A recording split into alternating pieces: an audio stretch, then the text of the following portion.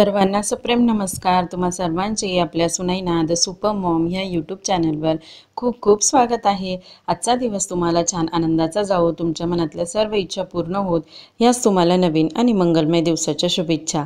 तर आजच्या व्हिडिओमध्ये ना पावसाळ्यामध्ये बऱ्याचदा आपण जेव्हा किराणा भरतो तर त्यावेळेस किराणा कधी कधी जास्त होतो आणि त्यामुळे ना जो काही किराणा आपण भरलेला असतो तर तो माल खराब होऊ नये तर त्यासाठी मी कशा पद्धतीने तो साठवते, मी कसा किराणा माल पावसाळ्यामध्ये भरत असते आणि ट्रॉली वगैरेची सुद्धा कशा पद्धतीने स्वच्छता करत असते, माल कसा साठवत असते, सगळा किराणा घरामध्ये पॅन्ट्री ऑर्गनाइज कशी करते ते सगळं आज तुमच्याबरोबर शेअर करणार आहे। तर खरं असं होतं की पावसाळ्यामध्ये जेव्हा मी आमच्या इथे जवळच मॉल आहे तर ते किराणा आणण्यासाठी जाते ना तर त्यावेळेस तिथे ना मोठं असं बॅनरच लिहिलेलं असतं की पावसाळा चालू असल्यामुळे ना जास्त खोबरं म्हणा, शेंगदाणे, डाळी ह्या गोष्टी जास्त नेऊ नये, कारण त्या पुन्हा परत घेतल्या जाणार नाही। मोजक्याच न्याव्या, खराब झाल्यास आम्ही जबाबदार नाही। तर पावसाळ्यामध्ये काय होत असतं, खोबरं वगैरे याला आहे ना फंगस वगैरे लागली जाते, त्यानंतर शेंगदाणे खवट वगैरे होत असतात, डाळीसाळींना किडे वगैरे लागतात। तर मग त्यामुळे ना जास्तीचा किराणा मी पण म्हणजे जास्त भरत वगैरे नसते, म्हणजे मोजकाच किराणा भरायचा आणि पावसाळ्याच्या दिवसापुरता म्हणजे महिनाभरापुरताचा किराणा भरायचा आणि मग तो महिनाभर बरोबर पुरेल अशा पद्धतीने वापरायचा। तर मग त्याच्यासाठी मी काय करत असते, जसा किराणा माझा संपलेला आहे त्याची एक छान मस्त लिस्ट बनवते आणि त्या लिस्टनुसारच किराणा आणते, जास्त किराणा आणत नाही। घरामध्ये ज्या गोष्टी आपल्याला अवेलेबल नाही ते त्याच फक्त आणून घ्यायच्या आणि बाकीचं जे आपल्याजवळ आहे त्या गोष्टी आणायच्या नाही। कमी पडल्यास मग आपल्याला थोडंसं आणता येतं, पण खराब जर झालं तर मग आपल्याला फेकून द्यावं लागतं, त्याच्यामुळे ना आपला पैसा बराचसा वाया जातो। त्यामुळे आपलं बजेट पण ढासळलं गेलं नाही पाहिजे आणि सगळं असं सुरळीत राहिलं पाहिजे। तर मग त्यासाठी काय केलेलं आहे, सगळ्यात पहिले ना पावसाळ्यामध्ये आपण जेव्हा किराणा भरतो ना तर आपले किराणाचे जे डबे असतात ना ते व्यवस्थित क्लीन करून घ्यायचे। रोजच्या वापरामध्ये किंवा आपल्या घरामध्ये जर लहान लेकरं असतील तर त्यावेळेस ते डब्यांना हात वगैरे लावत असतात, तर मग त्याच्यामुळे मग मी काय केलेलं आहे, सगळे डबे वगैरे घासून घेतलेले आहे आणि ट्रॉल्यांचे जे बास्केट आहे ते छान कपड्याने पुसून घेतलेले आहे। आणि जेव्हा आपल्याला किराणा भरायचा असतो ना तर त्यावेळेस ना 2 दिवसाची प्रोसेस ठेवा, किंवा अगदी सकाळी जर तुम्ही भांडे घासणार तर अगदी संध्याकाळी तुम्ही तो किराणा भरू शकता। नाहीतर दुपारी वगैरे जर तुम्ही डबे वगैरे जर घासले तर चुकूनही लगेचच रात्री किराणा भरू नका, नाहीतर मग काय होतं, त्या डब्यांमध्ये जो आपण किराणा माल भरतो ना तर त्याला मॉइश्चर वगैरे पकडलं जातं डब्यांना आणि त्याच्यामुळे ना त्याच्यामध्ये बारीक सोंडा वगैरे असे व्हायला लागतात किडे। तर त्यासाठी समजा आता मी ही संध्याकाळची वेळ होती माझी, तर त्यामुळे मी ते डबे वगैरे सगळे घासून पुसून फॅन खाली सुकवून घेतले आणि त्याच्यानंतर मग काय करायचं, जर तुम्हाला खूपच अगदी ओलसर वाटत जरी असतील किंवा गारचट पडलेले असतील तर तुम्ही थोडेसे गॅसवरही पकडू शकतात। तर मी गॅसवर वगैरे पकडून आणि पुन्हा त्याला फॅन खाली ना थोडंसं सुकवलेलं आहे आणि त्यानंतर आता मी सगळा किराणा आहे ना भरणार आहे। तर डबे सगळ्यात पहिले ना अरेंजमेंट करणं फार गरजेचं असतं। तर आपण जेव्हा हे सगळे डबे एका वेळी काढतो ना घासण्यासाठी तर त्यावेळेस काय होतं, हे डब्यांची जी मांडणी आपण केलेली असते ना ती मागे पुढे होते किंवा चुकून जाते, मग त्याच्यामुळे ना पहिल्यांदा मी डबे लावून देते आणि त्याच्यानंतर मग मी त्याच्यामध्ये किराणा भरते। म्हणजे मग काय होतं, किराणा भरल्यानंतर डबे हे जड पडून जातात आणि मग कुठला डबा उचलायचा मग ठेवायचा पुन्हा उचलायचा जर त्याची पोझिशन किंवा जागा चुकलेली असली तर। मग त्याच्यामुळे मी असं पहिल्यांदा व्यवस्थित डबे ना त्याच्या जागेवर मांडून देते आणि त्याच्यानंतर मग त्याच्यामध्ये ना किराणा भरत असते। तर आता आपले डबे वगैरे मांडून झालेले आहेत सगळे आणि व्यवस्थित सुकलेले पण आहेत। त्यानंतर किराणा मी तुम्हाला सांगते की ह्यावेळेस मी किराण्यामध्ये काय काय आणलेलं आहे।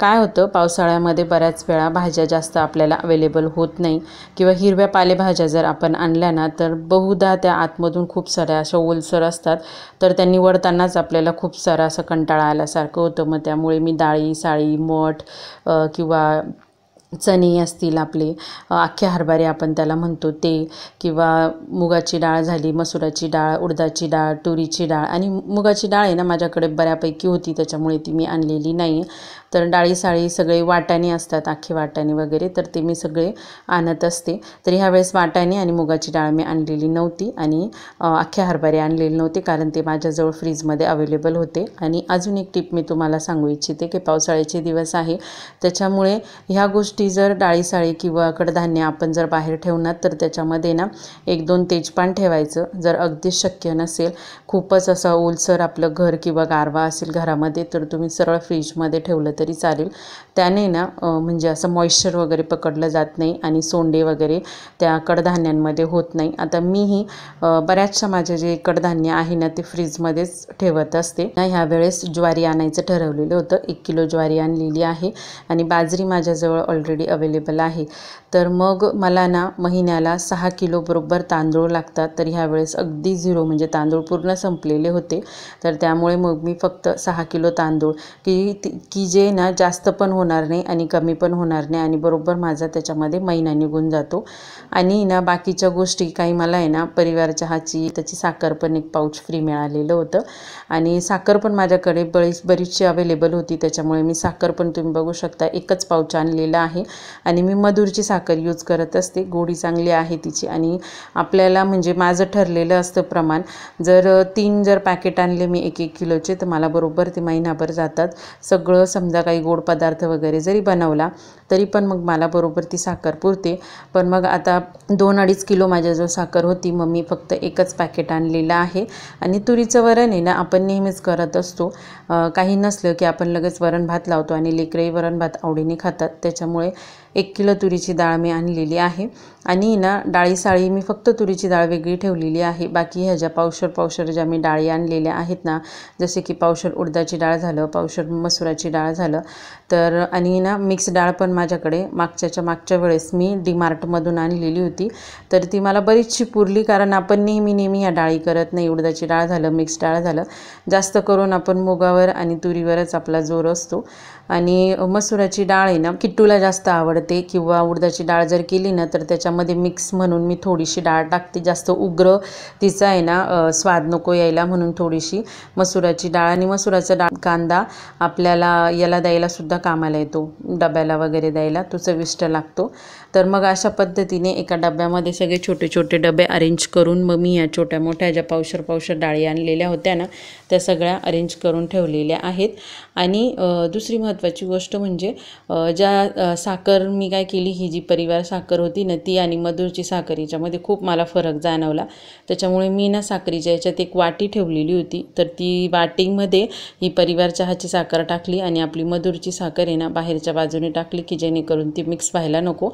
आणि आता मी काय करेल, जेव्हा मला वापरायची असेल ना तेव्हा ही साखर मी पहिल्यांदा परिवार चहाची वापरून घेईल आणि त्याच्यानंतर म्हणजे मग एक सलग आपली मधुरची साखर राहील. ती दिसायलाही थोडीशी पांढरी शुभ्र आणि वेगळीच होती. आणि मी तुम्हाला सांगितलं आहे की मागच्या वेळेपासून जेव्हा जवळपास 1-2 महिने झाले असेल, तर मी ऑइल डिस्पेन्सर बॉटल वगैरे ऑनलाईन घेतलेल्या होत्या.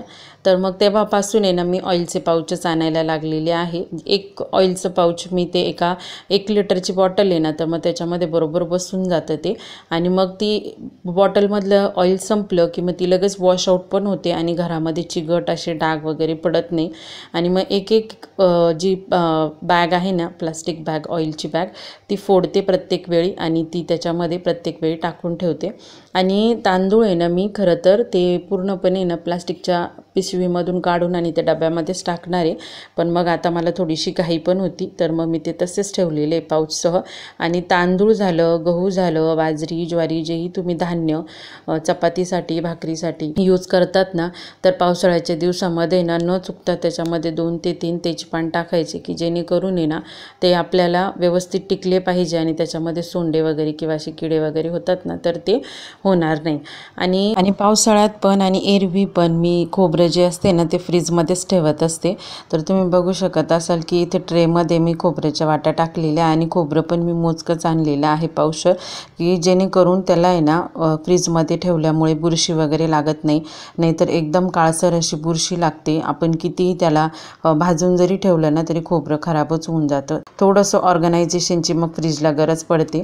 तर जेव्हा कधी मी किराणा आणते ना तर त्यावेळेस फ्रीज पण व्यवस्थित ऑर्गनाईज करते। मसाल्यांच्या बाबतीत म्हणाल ना थोडीशी मी क्रेझी आहे, तर काळ्या मसाल्याची भाजी वगैरे मला आहे ना खूप आवडत असते, म्हणजे ते वंश परंपरागतच माझ्याकडे आलेलं आहे। तर वेगवेगळ्या प्रकारचे मसाले आणायचे आणि ते वेगवेगळ्या भाज्यांमध्ये टाकून आणि त्याची टेस्ट घ्यायची ना, याची मला फार आवड आहे पहिले। आणि सध्या काय करत असते मी, पावसाळ्याचे दिवस आहे तर थोडीशी रोगप्रतिकारशक्ती पण वाढली पाहिजे। किट्टूची आणि बिट्टूची पण, तिला पण आवडतं, तर मग रात्री दोघींसाठी ना एक एक काजू बदाम भिजत घालते आणि सकाळी मग त्यांना देते। तर ते पण डीमार्टमधून मी 3 डब्यांचा सेट आणलेला होता, त्याच्यापैकी 2 डब्यांमध्ये हे सगळं मस्त भरून ठेवलेलं आहे। बाकीचं सगळं व्यवस्थित ऑर्गनाईज करून दिलेलं आहे। काय होतं, जेव्हा आपण किराणा आणतो ना तर त्यावेळेस हे डबे वगैरे क्लीन करायचं, परत हा किराणा वगैरे लावायचा, तर खूप मोठी दमछाक होऊन जाते। तर ते व्यवस्थित जिथल्या तिथं लागलं की मग जरा आहे ना की असं नाही का डोक्यावरचं ओझं पूर्णपणे खांद्यावर आल्यासारखं होतं। आणि जिथल्या तिथे किराणा गेला आणि व्यवस्थित गेला ना तर मग त्याची ना सांडलवंड होत नाही किंवा असं काही खराब वगैरे होत नाही। शेंगदाणे वगैरे जर असेल तर ते भाजून वगैरे ठेवले। आता मी ना शेंगदाणे तुम्हाला दाखवले नाही, ॲक्च्युली माझे ते अगोदरच मला लागत होते, त्याच्यामुळे मग ते मी सकाळीच भाजून वगैरे एका याच्यामध्ये ठेवलेले होते रुमालामध्ये। तर मग ते थोडेसे म्हटलं त्याच्यातलं गारसर थोडेसे गार झाले किंवा त्याच्यातलं मॉइश्चर वगैरे गेलं की मग मी ते डब्यामध्ये भरून ठेवणार आहे। आणि ह्या प्लास्टिकच्या पिशव्या आहे ना, प्रत्येक वेळी मी काय करते, सगळं माझं किराणा वगैरे भरून झाला का मग ह्या प्लास्टिकच्या पिशव्या एकात एक टाकून आहे ना मग मी त्या ठेवत असते। म्हणजे काही आपल्याला कचरा फेकायचा असला किंवा काही छोटी मोठी गोष्ट जरी आपल्याला फेकायची असली ना तर मग ह्या प्लास्टिकच्या पिशव्या कामं येतात। त्याच्यामुळे मग त्याचे जे वरचे हे होते ना सील, ते मी कापून टाकले कैचीने आणि ते एकात एक टाकून अशा पद्धतीने ठेवलेलं आहे। म्हणजे मग त्याचा पसारा पण नको व्हायला आणि थोडासा म्हटलं झाडू वगैरे पण मारून घेऊ, कारण बारीक बारीक कण सगळे ना फरशीवर सांडलेले होते। तर अशा पद्धतीने ना मी पावसाळ्यामध्ये किराणा माल व्यवस्थित भरत असते आणि जशी लिस्ट असेल तर त्या लिस्टनुसार आटोपशीरच किराणा भरत असते। जास्त किराणा भरत नाही की जेणेकरून तो वाया पण जायला नको आणि ना तो व्यवस्थित आपल्याला पुरला पण पाहिजे। तर चला व्हिडिओ इथेच थांबवते। व्हिडिओ आवडला की नाही मला कमेंटमध्ये नक्की सांगा आणि ना प्लीज केलेल्या कष्टासाठी एक लाईक नक्की करा। स्पर्शूला सांभाळून मी व्हिडिओ तयार केलेला आहे आणि तुम्हाला जास्तीत जास्त माहिती देण्याचा प्रयत्न केलेला आहे। आणि हो, चॅनलवर जर नवीन असाल तर चॅनलला सबस्क्राईब करा म्हणजे असे छान छान व्हिडिओ तुम्हाला आपले बघायला मिळतील। तर पुन्हा भेटू एका नवीन व्हिडिओमध्ये, तोपर्यंत बाय बाय, टेक केअर।